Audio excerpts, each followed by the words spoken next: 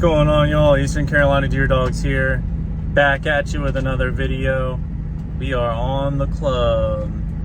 We are running the pups with our adult dogs. Gonna see how everyone's moving, get them on a couple deer. The season for running started on August 1st. Unfortunately, we weren't able to go August 1st, but with work and everything, we are putting in the time and the hours to make sure that we are able to maximize our running during the actual gun season of hunting here in North Carolina.